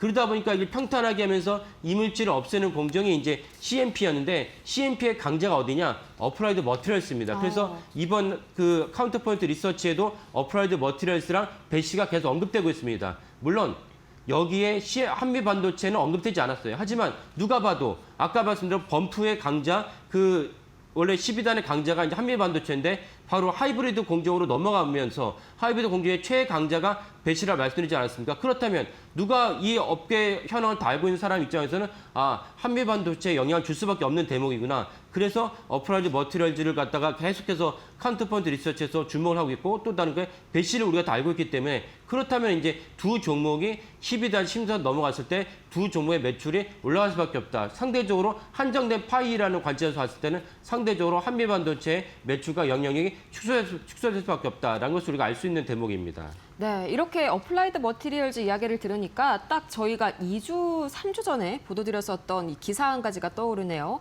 SK하이닉스가 그 당시에 이제 어플라이드 머티리얼스랑 같이 이제 기술 연대를 하게 됐다. 연구소에 좀 자발적으로 들어갔다. 그런 보도를 저희가 전해드렸었죠. 이런 일의 연장선상이라고 좀 해석해도 괜찮을까요? 예, 그렇습니다. 저희가 3월 13일 날 어플라이드 머티리얼즈가 원래 기술센터가 있었죠. R&D 센터가 있는데 대대적으로 R&D 센터를 확대하면서 여기에 SK하이닉스가 능동적으로 손두고 들어갔다라고 이제 보도를 해드렸습니다. 그래서 SK하이닉스랑 어플라이드 머티리얼스가 엄청 연대를 같이 하는데 뭐 삼성전자 끼어들긴 합니다. 하지만 SK하이닉스만큼은 능동적이지 않기 때문에 삼성전자 약간 후발주자처럼 들어가니까 그 부분에서 말씀드린 적이 있습니다. 근데 오늘 12단에서 16단 올라가고 범퍼를 없애는 그 하이브리드 본딩이라는 관점에서 말씀드리다 보니까 지난 13일 날 보도했던 SK하이닉스가 왜 능동적으로 어플라이드 머티리얼즈에다가 기술센터 능동적으로 들어가는지 알 수 있는 대목입니다. 그렇다면 SK하이닉스가 12단에서 16단 넘어가는 그런 어떤 진보와 그런 획기적인 상품에서도 선두자리를 갖다가 여전히 유지하려는 어떤 그런 야심이 보인다라고 말씀드릴 수 있겠습니다. 네, 확실히 하이브리드 본딩이 도입되면서 앞으로 이 CMP 공정을 중심으로 어플라이드 머티리얼즈에 대한 관심도가 더 올라가는 반면에 이 한미 반도체의 주가는 조금 더 지켜봐야 하는 그런 소식까지 이어졌습니다. 이렇게 해서 오늘도 조호진 대표와 함께 지난 주말 사이에 이어진 투자 인사이트들 자세하게 분석해봤습니다. 좋은 말씀 고맙습니다. 예, 감사합니다.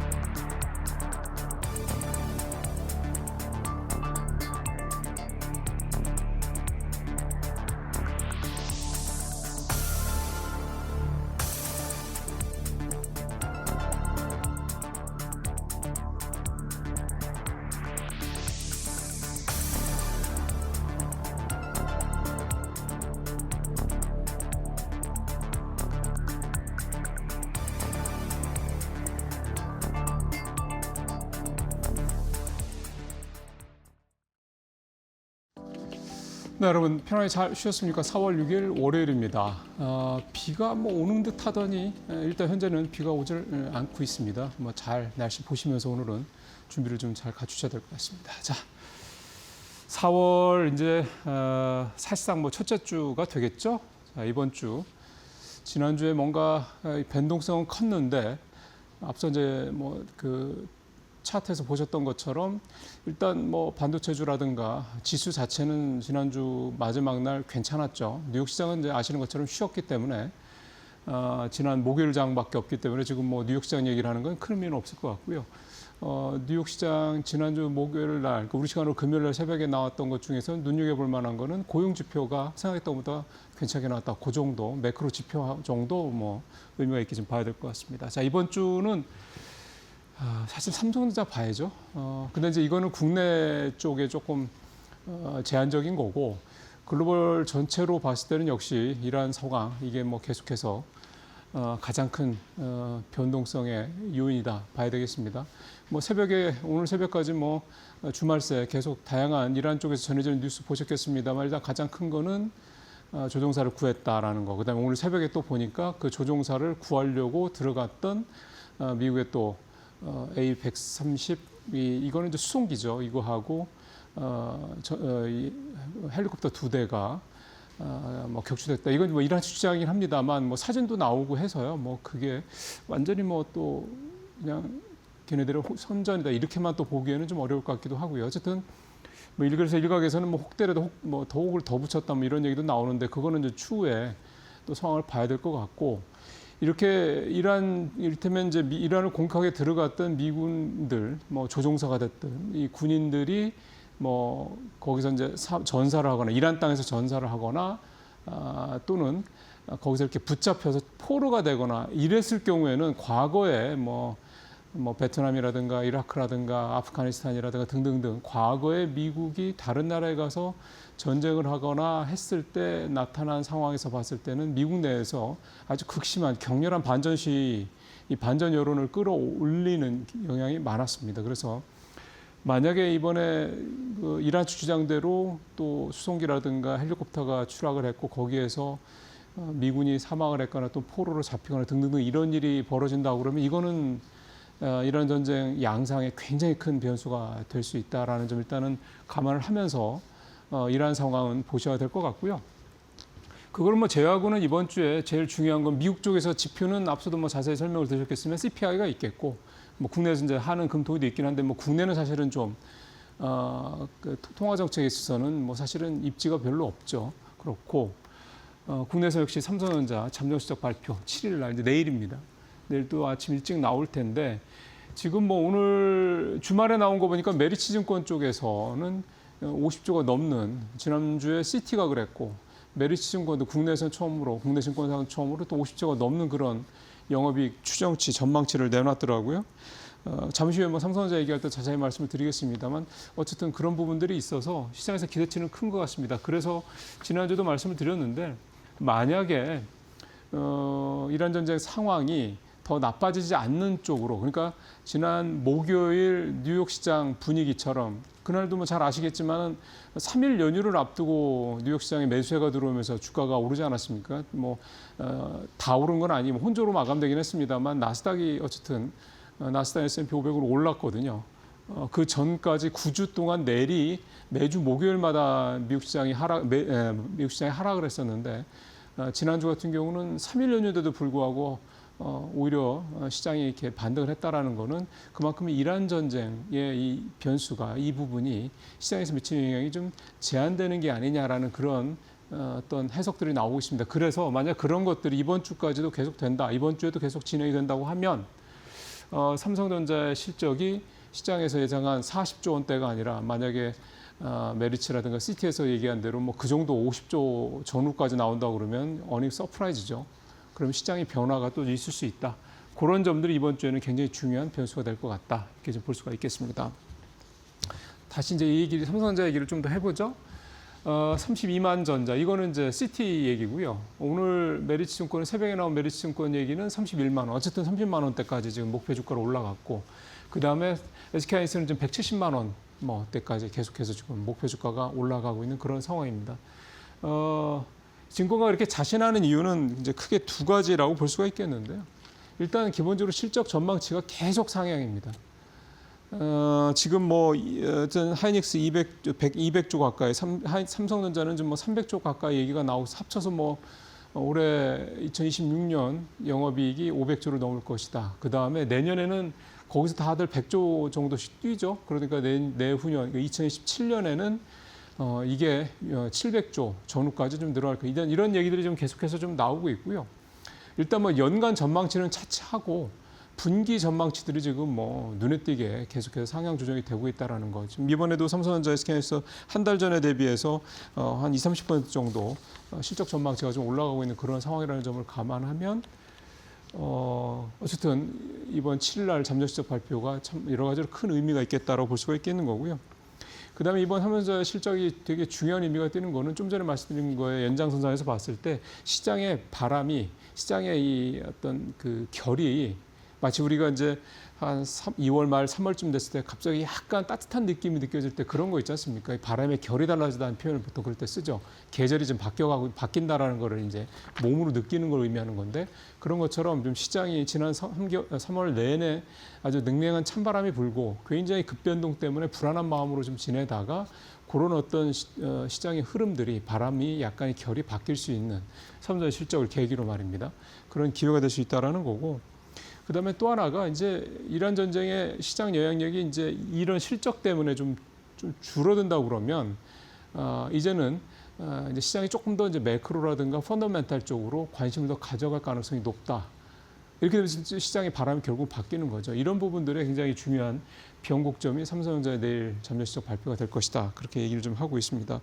그다음에 뭐 주말에도 또 나왔던 얘기긴 합니다만 이 터보 퀀트와 관련된 부분도 지금 오히려 전체적으로 시장 분위기가 메모리 쪽으로 넘어가고 있는 그런 상황에서 봤을 때 특히 추론 중에서도 이제 에이전틱 AI의 점점점 이렇게 이용이 확산되는 걸로 봤을 때는 메모리는 더 필요하지 줄어들 게 아니다라는 거고요. 또 주말에 뉴스 중에 SK하이닉스가 빅테크들과 LTA 계약 관련돼서 얘기가 오가고 있다는 얘기 나오지 않았습니까?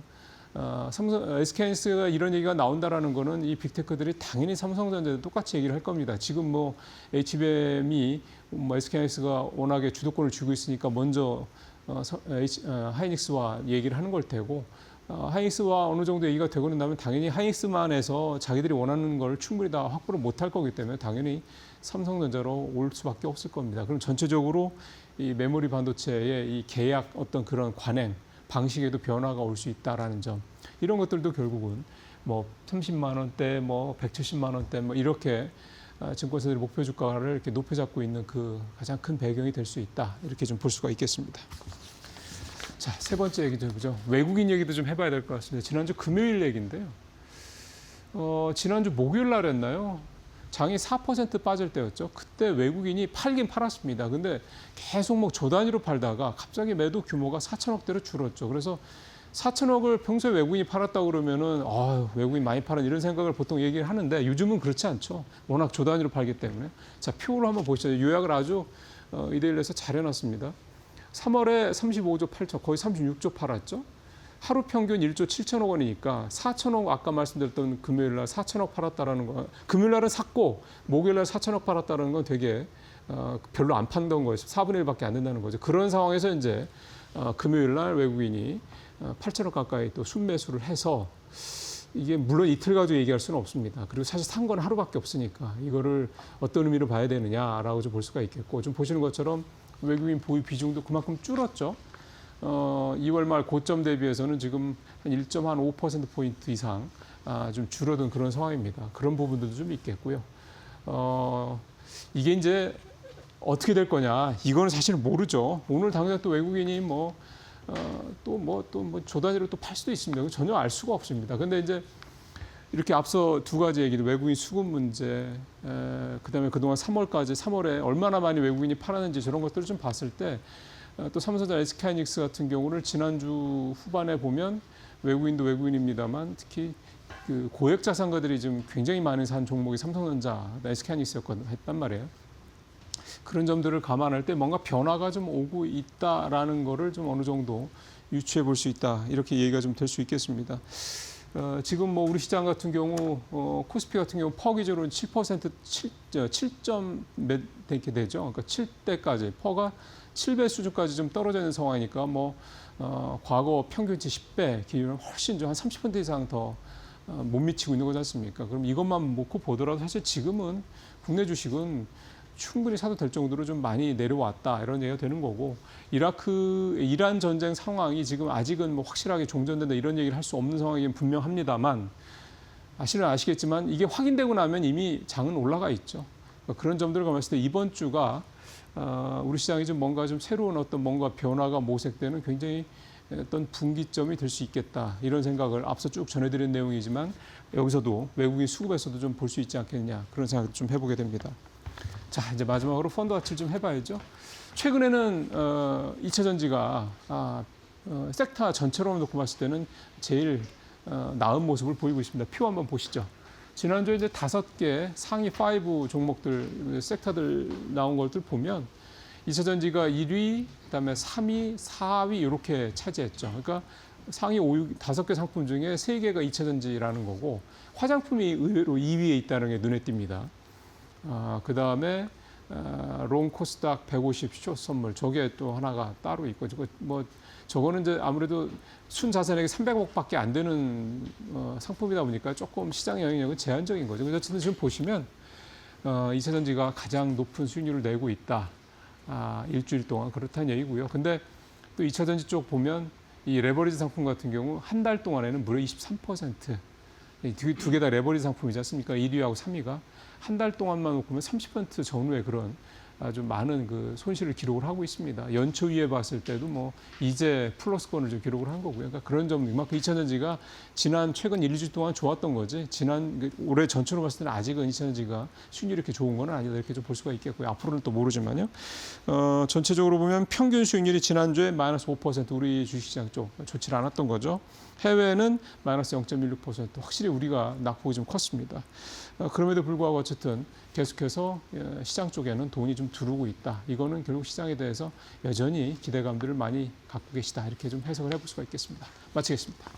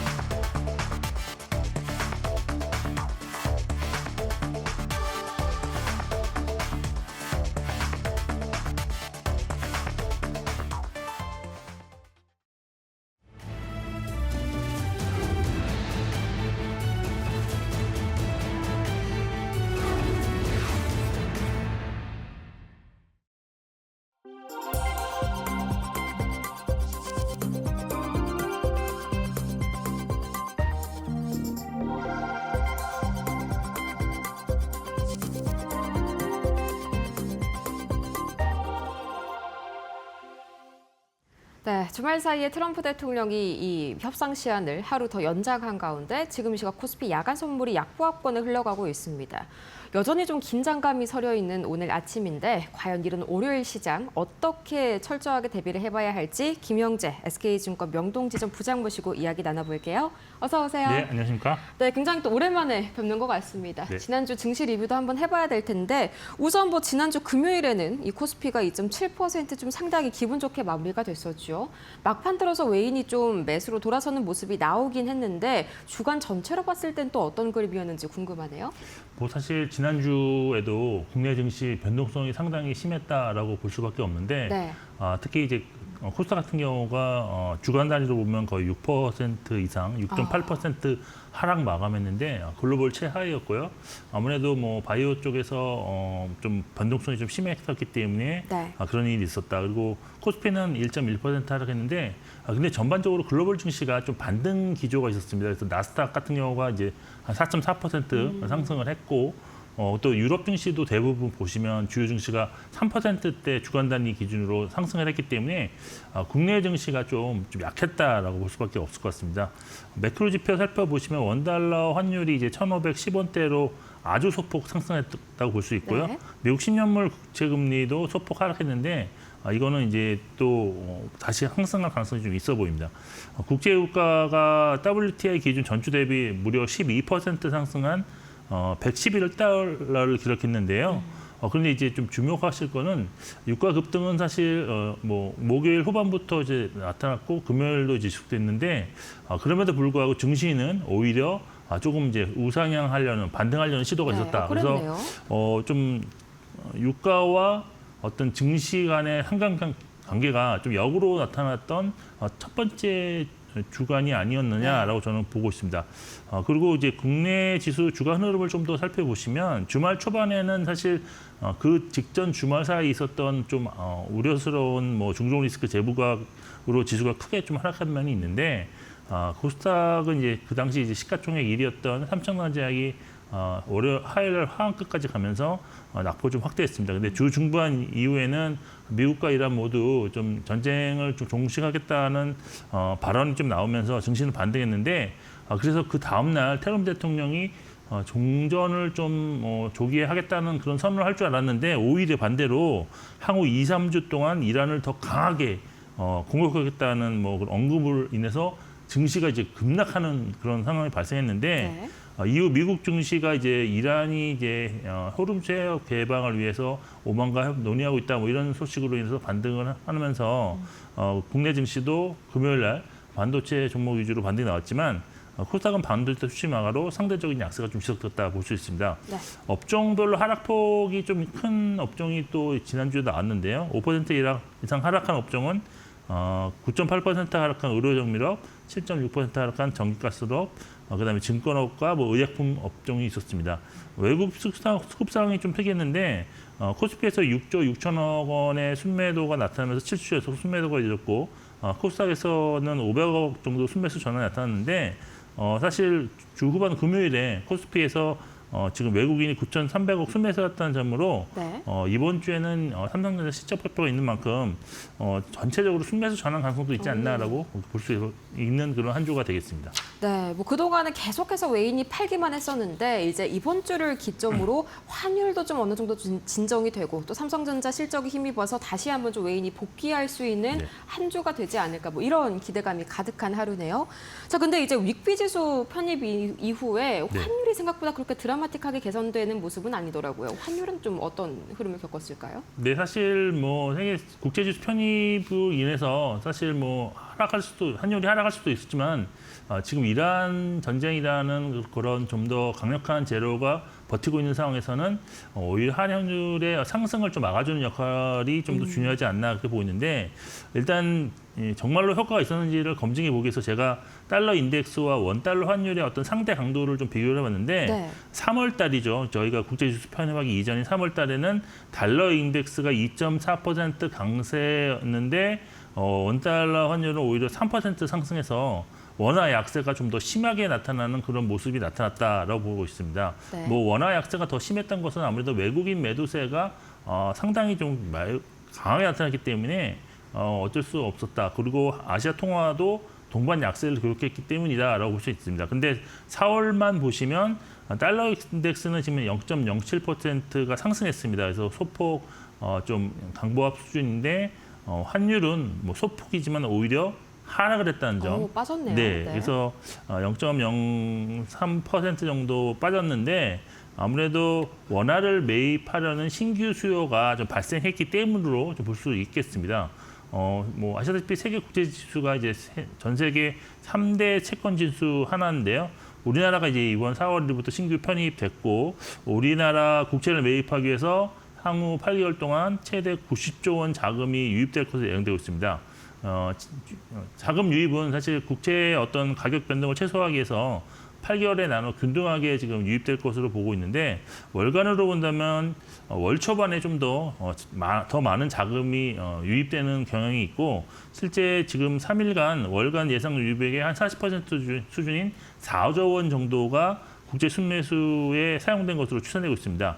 사실 서두에 말씀드린 것처럼 지금 지수 편입이 당장 환율을 끌어내기는 어렵다라고 보고 있는데 그렇지만 이제 추가적인 환율 급등을 방어하는 역할을 할 수 있고 환율이 또 추가적인 상승이 가더라도 좀 서서히 완만하게 올라가는 역할을 좀 수행할 것으로 기대하고 있습니다. 일단 환율 변동성이 완화되는 모습이 추가적으로 관찰된다면 외국인 순매도 원인 중 하나가 좀 일부 해소될 수 있는 그런 상황이기 때문에 외국인의 절대적 순매도 규모도 줄어들 수 있다라고 기대하고 있고요. 이제 일단 뭐 환율이 정말 본질적으로 하락하기 위해서는 이란 정책이 좀 종식되어야 할 것인데 그런 상황이 온다면 그때 가서는 이제 세계 국채 지수의 편입 효과가 좀 환율에 좀 더 반영되면서 환율이 좀 하락하는 속도가 좀 빨라질 수도 있다라고 볼 수 있겠습니다. 네, 그냥 원달러 환율 절대값만 봤을 때는 별로 못 느꼈었는데요. 네. 이렇게 좀 달러 인덱스랑 비교를 해보니까 확실히 좀 윅비 지수 편입이 좀 상단을 눌러주는 효과가 있었다라는 게 확실하게 좀 증명이 되네요. 또 이제 외인이 다시 돌아오기 위해서는 내일 또 삼성전자 실적도 상당히 중요하죠. 계속해서 좀 상향 조정이 되고 있습니다. 이제 뭐 영업이익이 50조까지 전망치가 나오고 있는데 전체적으로 어떻게 지금 보고 있는 상황일까요? 사실 삼성전자 1분기에 표면적인 실적 컨센서스, 그러니까 예상 컨센서스는 매출이 전년 동기 대비 한 48% 증가한 117조 원, 그리고 영업이익은 470% 증가한 38조 1천억 원인데요. 네. 이것이 이제 시간이 지날수록 컨센서스가 최근 들어서는 더 아주 크게 상승하고 있는 흐름입니다. 네. 최근에는 뭐 영업이익을 53조 9천억까지 추정하는 증권사가 등장했는데요. 우선 실제 실적은 지금 나오고 있는 컨센서스보다는 저는 무조건 좋다라고 보고 있는데 그 네. 이유는 1분기 범용 메모리 가격이 D램은 직전 분기 대비 90% 이상 상승했고요. 낸드 역시 이게 편차는 좀 있는데 한 50% 이상 상승한 상황에 여기에 또 추가적으로 원화 약세가 좀 추세적으로 진행되었다는 점에서 수출주에게는 매우 유리한 환경이 조성되었다라고 볼 수밖에 없는 상황입니다. 그래서 시장에서 추정하는 시장이죠. 이제 지금 표면적인 컨센서스가 아니라 시장에서 소위 좀 컨센서스라고 말하는데 이제 스트리트 컨센서스는 영업이익 기준 한 40조 원 중반대로 형성되어 있다라고 보시면 될 것 같아서 실제 이제 40조 원 중반 이상이 나온다면 어닝 서프라이즈다라고 보시면 될 것 같습니다. 근데 이제 1분기 절대 시속보다 더 중요한 점은 올해 내내 분기별 영업이익이 점증하면서 이익 개선세가 지속될 것이라는 점인데 결국 이번 1분기 실적은 올해 전체 영업이익의 목표치를 얼마나 달성할 수 있을까라는 확률이 높아지느냐 낮아지느냐를 좀 판명할 수 있는 그런 시기다라고 보고 있고 올해 지금 최근에 보시면 전체 영업이익을 삼성전자가 올해 300조 원 이상 달성할 수 있다라고 추정하는 증권사도 다수가 나왔습니다. 그래서 실제 올해 영업이익이 300조가 넘는다고 가정해 본다면 현재 삼성전자 시총이 지금 한 1,100조 정도 되는데요. 영업이익을 300조 이상 보는 회사가 시총이 1,100조 조금은 좀 싸 보입니다. 그래서 여기서 최소 20-30% 상승은 좀 충분히 나올 여지가 있다고 볼 수밖에 없을 것 같습니다. 그래서 저는 오늘 만일 내일은 실적 발표인데 오늘 삼성전자가 크게 상승하지 않거나 오히려 뭐 보합이라든지 조금 소폭 밀린다면 상당히 그 실적 발표 이후에 매수세로 인해서 주가 상승 확률이 높아진다라고 볼 수가 있겠고요. 근데 오늘 만일 크게 상승한다면 재료 노출로 내일 실적을 좀 받아들일 가능성도 있는 만큼 좀 조심을 해야 됩니다. 그렇지만 오히려 주가의 하방은 오히려 더 견조해지는 그런 실적 발표가 될 수 있다라고 보고 있고요. 따라서 아직은 매수 관점으로 접근이 좀 더 우세하지 않나라고 보고 있습니다. 네, 지금 뭐 코스피 야간 선물로 봤을 때는 좀 삼성전자랑 SK하이닉스도 좀 긴장감이 서려 있는 모습이죠. 만약에 주가가 오늘 하락한다면 실적 발표 직전에 매수 기회로 한번 삼아봐도 괜찮겠다 말씀을 주셨습니다.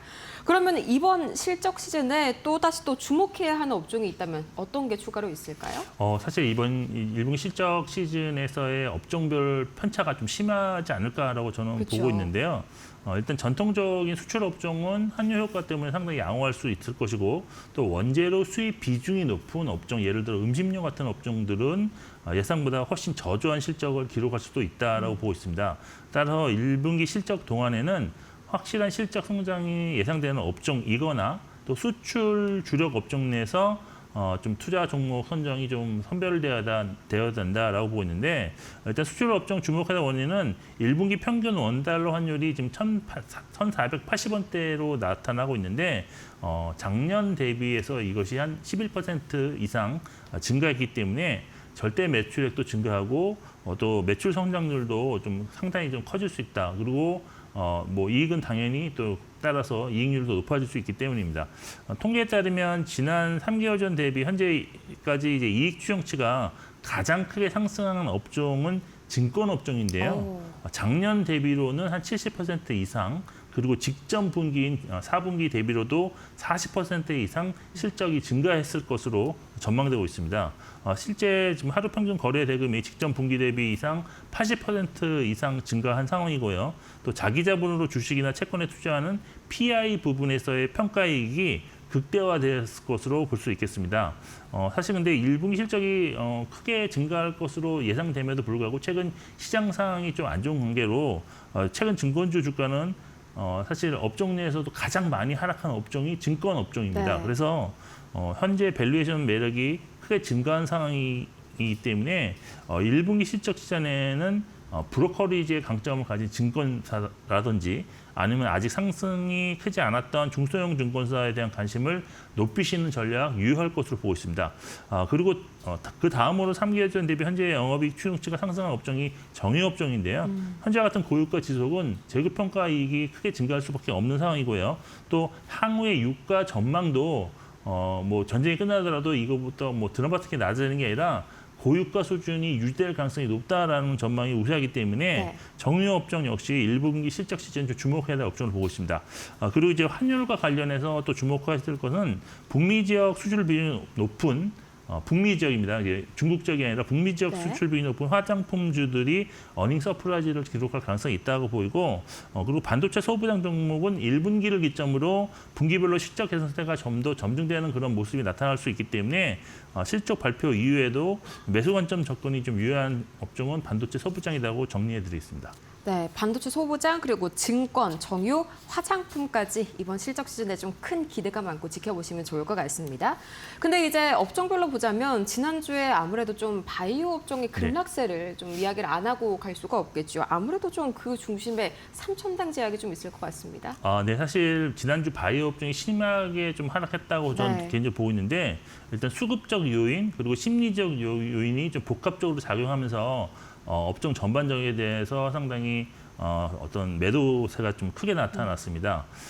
하락의 시발점이 이제 삼성전자제약이 북미 업체와의 계약 공시 이후에 이제 그 이전에 사실 주가가 많이 오른 상태였기 때문에 저는 세론이 나왔다라고 보고 있는데 그럼에 인해서 주가가 하락하자 삼성전자제약을 편입한 바이오 ETF 그리고 코스닥 ETF가 동반 하락을 했고요. 네. 또 이에 이제 시장 대비 너무 크게 하락하는 관계로 좀 환매가 좀 발생하는 경우가 있었습니다. 그래서 판매가 발생했고 또 환매 대응에 의해서 다른 바이오 종목까지도 매도할 수밖에 없는 상황이 좀 이어졌다. 그래서 매도가 좀 매도를 부르는 그런 수급적 요인이 좀 있었다고 보고 있고요. 또 이제 바이오 업종 전반이 하락하자 기관에서 이제 로스컷이 발동되면서 추가 매물이 좀 출회되는 것도 있었고 또 심리적으로 이제 바이오는 이제 실적 베이스가 아니라 어떤 동반해서 이제 좀 매매되는 그런 경향이 강한데 네. 섹터의 불확실성 증대가 나타나면서 현금화하자는 전략이 좀 확산된 것도 바이오주의 하락에 영향을 미쳤다라고 보고 있습니다. 그런데 이제 오늘 삼성전자제약이 기자 간담회를 통해서 최근 이제 부각되었던 일부 의혹에 대해서 해명을 할 예정인데요. 네. 저는 간담회 이후에는 주가 상승을 기대할 수 있는 상황이 올 수도 있다라고 좀 보고 있는 상황입니다. 그리고 다른 바이오 종목도 심리적 불안감을 해소하기 위해서 적극적으로 지금 주주와의 소통에 나서는 모습이 지난주 후반부터는 관찰되고 있는 점에서 추가 하락보다는 좀 반등 시도가 나타날 수 있는 구간이 아니겠느냐라고 보고 있습니다. 지난주 하락이 좀 수급적 요인이었던 것만큼 다시 수급이 개선되는 모습이 나올 경우에는 반등이 예상보다 좀 강하게 나타날 수 있다라고 보고 있고, 따라서 지금 구간에서는 저는 사실 바이오의 신규 매수도 충분히 가능한 구간이 아니겠느냐라고 보고 있습니다. 그런데 이번 삼성전 제약에서의 사태라든지 급락에서 알 수 있듯이 좀 커버리지가 좀 단단한 많은 다수의 증권사가 좀 커버리지를 하고 있는 바이오 종목 위주로 신규로 편입하신다면 수익률 확보에 상당히 좀 유리하지 않을까라고 보고 있는 상황입니다. 네, 일단 분수령은 간담회에서 좀 어떤 이야기들이 나와야 할지 좀 체크를 잘 해보셔야겠네요. 그럼 이번 주에 이제 주요 일정이나 투자 전략 좀 짤막하게 한번 부탁드려도 될까요? 네, 뭐 삼성전자 실적이 가장 중요할 것 같고요. 그렇죠. 또 뭐 8일에는 미국 FOMC 3월 의사록 공개가 있고, 또 9일에 2월 PC 물가 지표 발표, 그다음 한국은 옵션 만기일이고, 또 10일에는 미국의 CPI 발표가 있고 한국 금통위 금리 결정이 있습니다. 네. 근데 이제 가장 또 중요한 것은 지금 트럼프 대통령이 이제 주말 사이 이제 우리나라 시간으로 수요일 오전 9시까지 네. 그 폭격을 좀 유예를 했는데 진짜 폭격이 나타나는지 아니면 이것이 정말 뭐 회담으로 이어지고 전쟁이 종식되는 그런 쪽으로 간다면 그에 따른 또 지수의 흔들림이 좀 있을 것 같습니다. 일단 이란 전쟁이 지속되어도 삼성전자 실적만 좋다면 국내 증시는 반등할 가능성이 있는 만큼 일단은 신규 매수는 1분기 실적 종목 위주로 포트폴리오를 재구성하는 전략이 유효할 것으로 보고 있습니다. 네, 이렇게 해서 오늘도 김영재 SK증권 이 명동지점 부장 모시고 자세한 투자 전략 세워봤습니다. 오늘도 좋은 말씀 고맙습니다. 네, 사실상 내일이 바로 빅데이입니다. 트럼프 대통령의 이 발언, 또 이어서 삼성전자의 실적 발표까지 오늘은 다소 경계감 이어질 수 있는 우리 시장이니까요. 더욱더 철저하게 내일을 위해서 대비하시는 하루 세워가시길 바랍니다. 저희는 다음 시간에 더 유익한 소식 들고 찾아올게요. 오늘도 함께해 주신 여러분 고맙습니다.